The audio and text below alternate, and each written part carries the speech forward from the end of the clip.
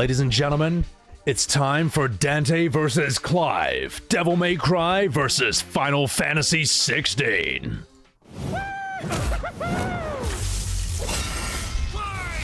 Fight.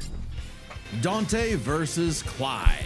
DMC's Devil Hunter versus Final Fantasy's Shield of Rosaria. He's Wiz and I'm Boomstick. And it's our job to analyze their weapons, armor, and skills to find out who would win a death battle. Death battle. It's a dangerous world out there. Cultists, demons, and evil businessmen lust for power. And every day brings a new cataclysm humanity must face. This world may seem like the end, but for a devil hunter like Dante, it's party time. Who'd expect anything less from the son of the legendary demon Sparda? I think we could disregard all the Netflix Devil May Cry, though, as non-canon. I think we should only draw from the games when it comes to this. Anyway, let's keep going. A dark knight who, thousands of years ago, woke up to justice and sealed away the demon lord, Mundus. But then Sparda mysteriously died, and his wife got iced by some demons, leaving Dante and his brother Vergil separated. Despite a long-gone family, Dante kept a chipper attitude and set up a business dedicated to one thing: killing demons! And with the blood of Sparda running through him, he's the best in the business. That pose of Trish with the guns, like that, you know what I mean? Is just one of the coolest things I've seen in gaming. Like, every time I see it, I feel happy. Like, this is like peak design right there. Anyway, just want to point that out. Let's keep going. He's the best in the business. By harnessing his own demonic energy, Dante bolsters his speed, power, and durability, letting him block kaiju-sized punches, move faster than a meteor, and regenerate like an unstoppable force of nature. As long as he has the energy, he can heal from getting shot, stabbed, sliced through, basically anything. Even without his regeneration, he's survived heat that would reduce the layman to ash. But no hunter is complete without an arsenal, and Dante's got one hell of a sword left by his dad, Rebellion. Plus ebony and ivory, 2 magic pistols with endless ammo clips. And they say the perfect gift doesn't exist. But the fact that you don't have to reload or find ammo in Devil May Cry is such an underrated feature of these games. Can you imagine if you had limited ammo or had to keep finding packs everywhere? You just wouldn't use your guns nearly as much. But the fact that you can just spam them endlessly, it just keeps that flow of combat going all the time. It's like, oh, there's no enemy near you? It's fine, just spam, like gun, and now you're close to them and now you can keep fighting. It's such a small but important detail about these games. But Dante's full arsenal is far larger and stranger. Like King Cerberus, a shape-shifting set of elemental nunchucks. Cavalier, a pair of buzzsaws that are also a motorcycle. Balrog, fiery fisticuffs for boxing and capoeira. And Navan, a guitar. An electric guitar. There's also Lucifer, that weapon is fantastic, and the demon lady you have to fight to unlock it, you know, sugar, get ready.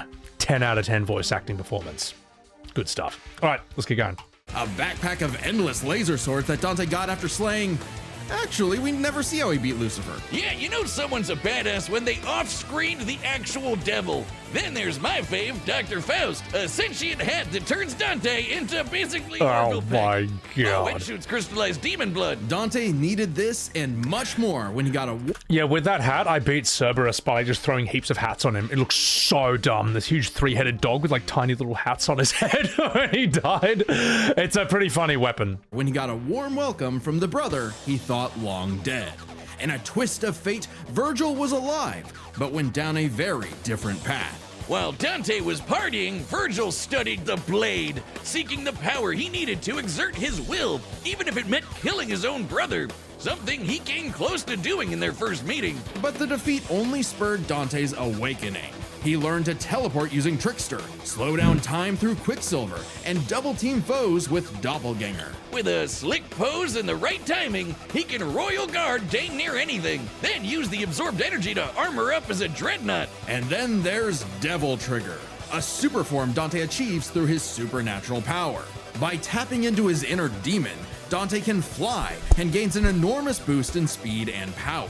Naturally, his rematch with Vergil went very differently, and that was far from Dante's peak. When Mundus got up to his old tricks, Dante battled the Demon Lord in a vast sea of stars, a universe Mundus created on a whim. Even later, Dante one-shot a stronger alternate future Mundus who had completely merged with the demon world. So he's kind of a big deal. Literally, Mundus became a living universe just for Dante to shoot him in the face. Then there's Argos. What is that from? Devil May Cry manga and novels specify the human and demon worlds were once one then split into separate universes. How canon? How much is that regarded to be canon? 100% canon. Okay, so it's not like bad spin-off media. All right, not fucking a boot. A god so astronomically intense, he had the power of every other demon in existence. A divine deity of the sun that Dante also shot in the face. Oh, that guy. I love it in Devil May Cry, you can just solve these supernatural problems just by shooting it in the face. The American method. I completely forgot about him. Funny, so did Dante. Despite how powerful Argosax was, he was just an insignificant Tuesday to Dante. So it's safe to say Dante had become the strongest around. But no amount of style, pizza, or wahoos could fill the hole in his heart. Sure, Vergil was a power-hungry weeb, but he was still his bro. Beneath Dante's antics, killing the last of his family kinda messed him up. Until he learned his family wasn't as gone as he thought. It turns out he had a nephew, Nero, who Dante would help get into the family business in his own unconventional way. And for dead weight, Nero was pretty badass, even helping Dante take on the so-called Demon King Urizen. Nero's Devil Breaker arm can fire light-speed lasers that Dante and Vergil have dodged. Dante and Vergil can already dodge lasers in their base forms, but when charged with enough demonic energy, they can outright blitz beams over 11 times faster than light. Nero even survived getting melted down while inside a living statue. It's a long story. And that's the same sort of regeneration that Dante has, meaning he can survive being turned into a puddle. So Dante was ready when Vergil somehow returned. Again. And made an apocalyptic demon tree. The thing is, when Vergil somehow returns, everyone's happy. Like, this is good news. When Palpatine somehow returns, it's like, oh god. OG FF7 characters are relatively low power level wise. You have to go beyond the compilation and super hard. Well, I mean, like, I would say Sephiroth is very strong. Like, Safer Sephiroth is very strong. But he's still kind of bound by the rules of this world. Whereas Dante has, like, fantasy powers. He's got, like, he's kind of like immortal in a way. So I don't know. It's kind of a different, yeah, it's a different set of rules, so. And made an apocalyptic demon tree for what else? More power! With the entire world now on the line, Dante had to get serious. God, they don't make characters like her anymore, do they? Trish is just fantastic. Look at that style. All right, sorry, keep going. And fully embrace his human and demon sides alike by stabbing himself. Holy shit, Dante has been impaled so much, he decided to make it how he powers up. So he got his greatest weapon, Devil Sword Dante, and became Sin Devil Trigger. This is Dante's demon energy at its peak. Hell yeah, brother. Lasers would loose, obliterate with the fires of Judgement, and surpass even the legendary Sparda. But although Dante was totally a match for Vergil, neither of them would budge on their ideals. Both were destined to duel until one was dead forever. But thanks to Nero and 2 well-placed bitch slaps, they got some sense knocked into him. Dante realized that if he couldn't make Vergil abandon his ways, he might as well keep an eye on him. In one fell swoop, the two severed the world-spanning demon tree and prepared for a permanent departure to the underworld. You can choose your friends, but not your family. But if that's what it takes to keep Vergil safe, or rather to keep the world safe from Vergil, Dante will deal with it.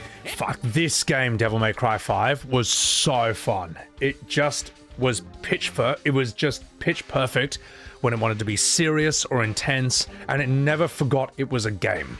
It just knew that fun was the #1 priority in every aspect of it. I had so much fun with this game. It was so good. Vergil safe, or rather to keep the world safe from Vergil, Dante will deal with it. And all things considered, he's happy slugging it out with his bro. Maybe happier than he's ever been. Proof that as long as you have the human drive, even hell can become a paradise sweet enough that a devil may cry. Jackpot! whiz! It's an emergency! This fight's gonna have a banger soundtrack, but my headphones broke! Well, good news. This battle is sponsored by Raycon. I pay for YouTube Premium, alright. If I have to sit through one more unskippable ad, I'm gonna put this phone in my ass. Sit down as we tell the tale of the kingdom of Rosaria and its prince, Clive Rossfield. Boring! Destined to be Sorry. a dominant, the host to a mighty... Sorry, you can tell I'm a little bit biased here. I actually think Clive is a cool character. I just think he deserved a better game. And that game was not Tekken 8. The host to a mighty guardian icon. Anybody who's a dom can draw on magic life juice called ether, becoming a big scary monster. And commanding the element they embody to create storms, slay armies, and split the sea. Dominants are forces of nature, and Clive would be the dominant of the Phoenix. Well, he was supposed to, but Big Bird said no thanks and instead picked his sick little brother Joshua. Parents don't play favorites, but I guess ancient monsters can. Despite the rejection and a deep loathing from his mother Annabella, Clive and Joshua were only kind to one another. Clive saw the bird in his brother Boar and accepted his blessing of the Phoenix in hopes of becoming Joshua's shield. Meaning he learned a bunch of magic. He can shoot fire, teleport with Phoenix Shift, and took down this beast before he was even out of puberty. Even without magic, Clive's a capable swordsman, able to boost his speed and perception with precision dodge. But it wasn't enough when Annabella betrayed Rosaria for the Empire of Soundbrek. In one night, Clive's knights, people, and his own father were slaughtered before him. Quick, someone use a Phoenix down! Those aren't in this game. Well, that's unfortunate. But the Phoenix icon sure is, because the trauma of everything made poor Joshua lose control. Clive wanted nothing more than to help his brother, and perhaps this desire awakened the icon that was in him all along. The fiery beast, Ifrit. Boy, is Ifrit a wild one. Just standing nearby will incinerate the average Joe. It can make fire barriers, regenerate lost limbs, decimate foes with a flaming spirit bomb, and shatter a walking mountain. The downside being Clive couldn't control it. He didn't even remember becoming Ifrit, or battling the Phoenix in a fight that reduced every... This part where he's ground and pounding Phoenix in the opening of FF16 is probably one of the strongest scenes in the entire game. I mean, it certainly gets your attention. You can't look away from it. It's just a pity that this game starts so strong and then it just kind of gets less and less interesting as it goes along. Ben Starr gives a very strong performance in this game. In fact, that's one of the best things about FF16 is it introduced the world to Ben Starr. And considering that he didn't have the best script to work with in the world, he absolutely proved his acting chops. And yeah. And then he went on to do Expedition 33, where he's brilliant as Verso. FF16 to you feels like a game that spent too long in the oven, correct. They had an amazing start to the story, and the game spent longer and longer in development. They lost the direction, and they gained bloat. See, I think, right, like, there's one author I know called Matthew Riley. He's an Australian author. He wrote the books Ice Station, Contest, Temple, Area 7, and he said that when he writes a book, he rereads the whole thing 6 times. And he just trims every single unnecessary word, every unnecessary sentence, just everything that's not necessary, 6 times. And the crazy thing is, if you read a book like Ice Station, which is about 600 pages long, I read it in 2 days when I was a kid, because it's just blindingly fast. It's just action, action, action, cool shit, cool shit, cool shit all the time. I think that Square Enix needs to do this with Final Fantasy. I think FF16, one of the biggest tragedies about it is that it could have been so much better. Don't make an 80-hour game that is a slog to finish and no one recommends. Make a 30 to 40-hour game that people can't stop replaying and they recommend to everyone. Capcom course corrects after one bad game. Devil May Cry 2, Devil May Cry 3. Resident Evil 6, Resident Evil 7. They course correct after one bad game, whereas a certain other company, who shall not be named, still hasn't course corrected after 25 years. Like, this is... What am I supposed to do with this? The main issue is Square wants to tell very long stories. Devil May Cry is short, and the ranking system makes you replay the game. Yeah, that's the thing. DMC combat makes perfect sense for a game that's structured like Devil May Cry. 20 levels, you know. But that's not how a Final Fantasy is. A Final Fantasy is like this huge, sprawling world with, like, towns, and you go and you talk to all these different people, and you feel immersed in this other world, and you can spend ages not even fighting. That's not how... That's why that combat doesn't work. It's not built for that type of game originally. He didn't even remember becoming Ifrit or battling the Phoenix in a fight that reduced everything he loved to cinders, leaving Joshua presumed dead. If that wasn't bad enough, dear old Ma found him the next day and made him a slave to Sanbreque's army. Basically, his mum is Cersei Lannister mixed with Catelyn Stark's hatred for Jon Snow. And Clive is a bit of a Jon Snow in this. That's the Game of Thrones influence. Oh, and he's got a huge direwolf called Torgal. Clive spent 13 years wallowing through life, searching for Ifrit's host for revenge, only to learn the one he wanted to kill was himself. This revelation hit Clive like a phantom train.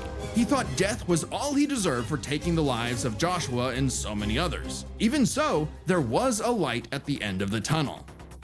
No, not like that. Thanks to his friend Jill, the outlaw Sid, his doggo Torgal, and a very therapeutic battle with his self-hatred, Clive learned to carry the torch for his brother, fighting the real problems plaguing his world: crystals and racism. In the world of This side quest is actually very well written, in my opinion, or at least I was surprised by it. You find a kid who said, "Oh, I've lost my pet. I've lost my pet." And you look for it and you find this dead girl and you're like, "Oh my God, this is horrible." And the kid's like, "Oh, there she is. Wait, why isn't she moving?" And Clive's like, "Are you fucking serious, mate? This is a human being. You're a terrible person, mate." He tells off the kid. It's like, that was a clever way of developing this world through tell, don't show, rather than show, don't tell. And there's also another good side quest where a father is like, "You, Branded, my son's being attacked by wolves. Save him." And Clive's like, "Fuck." He goes in, kills the wolves, and then the boy's like, "Why did you do that? Why didn't you die?" And Clive's like, "What?" And the father's like, "Brandon, you silly sausage, you were supposed to get eaten by those wolves for my son's entertainment. Because you're a slave and that's all you're good for." It's like, you're a fucking asshole, man. Those were the two best side quests in the entire game for me, and I thought they were so good. I actually thought they should have been mandatory. I don't think they should have been missable. They were very fun. And it's just a pity that so much of FF16 is not like that, you know.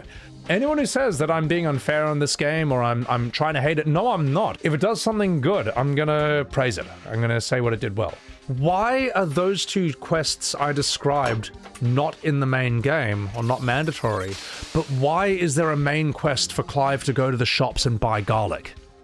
This is real. By the way, that's actually in there. Like why? Like, that should have never passed testing. In the world of Valisthea, prejudice is alive and well for bearers. Basically, anyone who can use magic without special crystals. So what better way to dismantle the system than to help fellow bearers and destroy the mother crystals ruining the planet, all while picking up some nifty abilities. Through a mysterious power that lets him absorb Eikons, Clive took Garuda, an avian with sharp slashes and sharper talons. From Sid, he received Ramuth, so he could summon lightning. From his bae Jill, he got Shiva to freeze lava and even time itself. With Titan, he can block and absorb blows with earth-shattering fists. From this Dragon Prince, he got Bahamut and some deadly lasers. And through Odin, I'm just wondering, like, I'm just thinking in my head how FF16 could have been done better. What if your party actually was Clive, Jill, Sid, Benedicta, and Titan, and it was turn-based?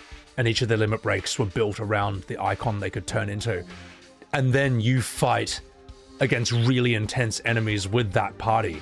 Fuck, that actually could have been way better. That actually could have been really sick. That's got to be rage bait like that, Beastly Gamer? No, that is exactly what I think. What I described is far more unique than what we got. What we got is basically Devil May Clive, and I just don't think it's very good.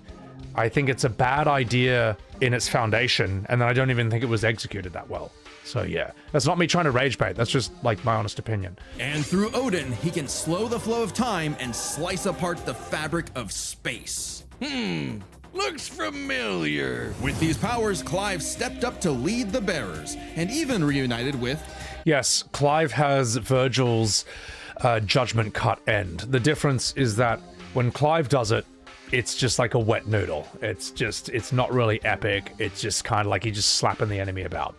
Whereas Vergil, it's just absolute cinema. Joshua, who was alive all along.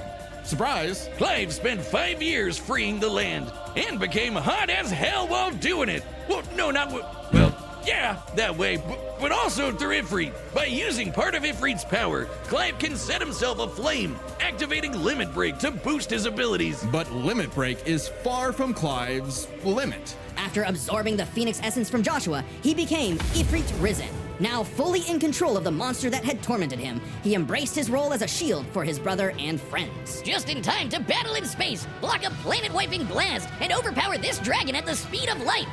I actually thought this was one of the most entertaining parts of FF16. Clive, like, Ifrit fuses with Phoenix, you know, like in a Dragon Ball fusion, to fly into space to fight Bahamut, King of the Dragons. Yeah, it was kind of, it was entertaining. I wasn't bored.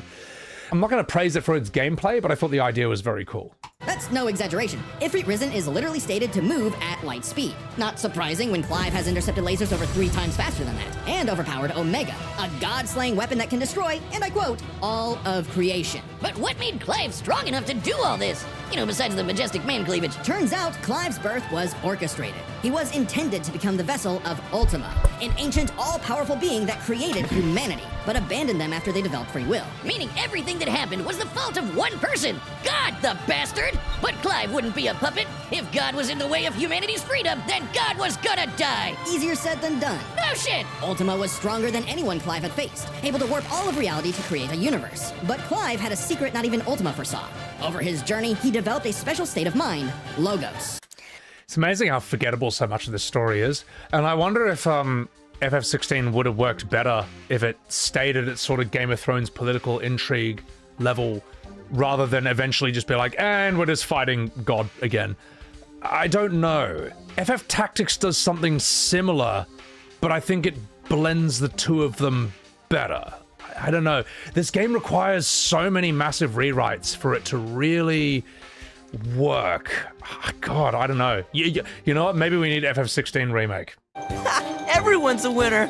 AKA someone powered by human will and the bonds of consciousness with others. Okay, that sounds like anime friendship crap, but trust me, it made Clive a badass who could surpass his limits, getting stronger over the course of just one fight. The thing is, it actually does do anime friendship crap. Like, I do remember a scene where Clive is telling Ultima something like, the problem is you tried to do this all on your own. You didn't have friends. You didn't have the power of friendship, but I do have friends, and the power of friendship is within me. It's some, I'm paraphrasing, but I do remember a scene basically like that, and I was like, fuck. So much so that, despite struggling against Ultima initially, by the end of the fight, Clive took out Ultimalius, a more powerful amalgamation of Ultima and his entire species, all while Clive was in his base form. Ultima literally became Ultima squared, but Clive still kicked his ass. Using his bonds with his brother, his friends, and his unbridled will, Clive killed God in a giant 999,999 damage punch. Okay, so it really was the power of... I actually think this is a bad idea with FF16. Like, if you're going to have a cutscene, if you're going to have a QTE, mash X, hit square at the right time, like do that, but don't insult my intelligence by then saying that did 450,000 damage or 63,000 damage. It does the same amount of damage no matter what, all right? The result's the same. It's not like, oh, we should have grinded more before that QTE. It's like, no, it's the same result every time. It's irrelevant. It's irrelevant. Anyway. Man, this guy's got a future in shonen. Well, except we don't really know what happened to Clive. Whether he lived or died, though, doesn't really matter. It was his journey and the world he created that made his life meaningful. Clive's dream of a future where everyone can live and die on their own terms had become a reality. And his stories were written up in a book by a certain Joshua Rossfield, which he titled Final Fantasy. Yes, Clive also has a line in this game where he says something like, the only fantasy here is yours, and we will bear its final witness. Oh, they actually did that. It's almost like a Simpsons joke at that point. I was just like, oh, come on, man. Come on, mate. It's just too self-aware. The battle's coming up next, so call your winner now, folks, just like our sponsor, DraftKings. The NBA season tips off. We will not be watching this ad. All right, let's do this. Here's the thing.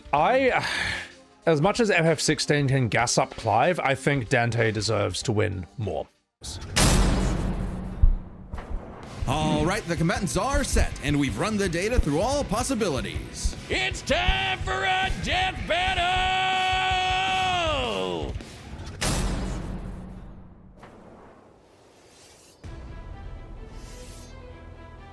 Hello, it's me, Clive. Fuck.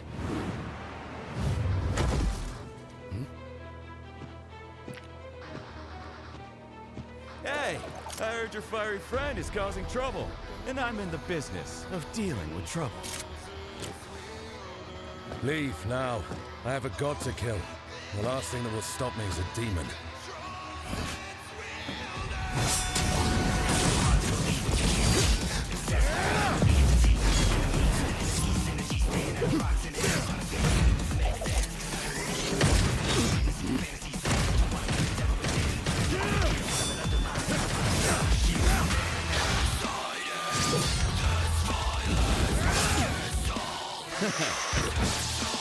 Oh shit!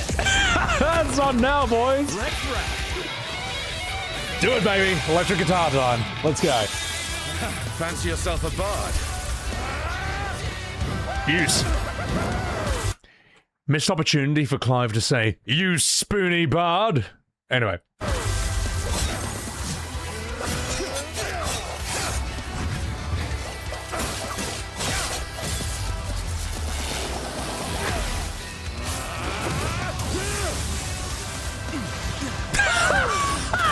You fucking asshole.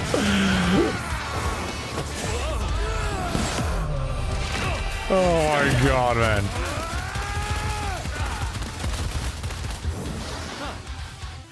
Hell yeah, brother. America style. No hiding in the shadows anymore, Smokey.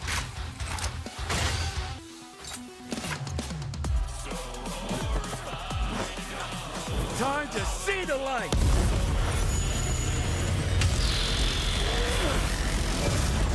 I feel like guns wouldn't do much to Clive, though.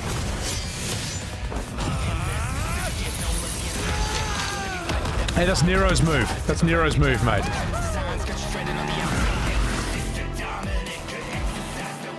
What the hell is that? Is that a motorbike? What the fuck is that? Oh shit! Demon bike time. Let's go.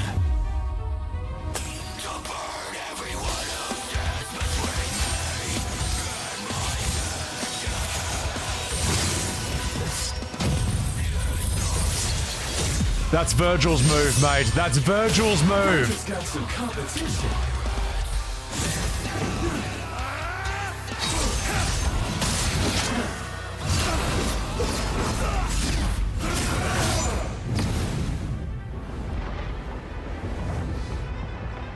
Still holding out on me?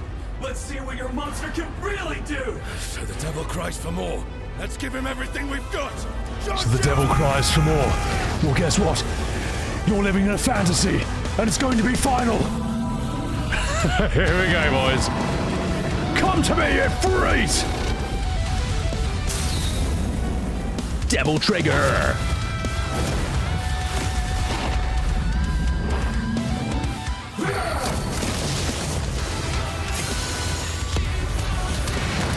I won't underestimate you.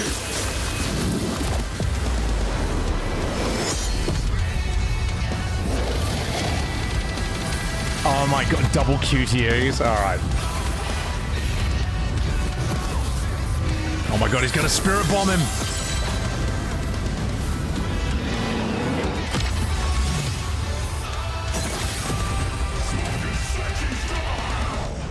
Hell yeah, brother.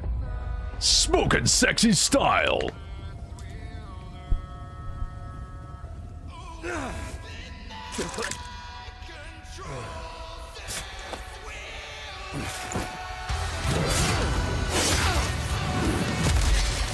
Please.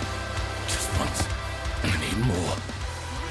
It's been a bash, Smokey. Clive, I need Ifrit!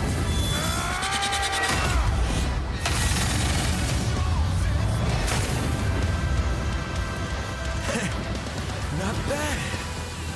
Not bad at all. After a fight like this, a god will be nothing.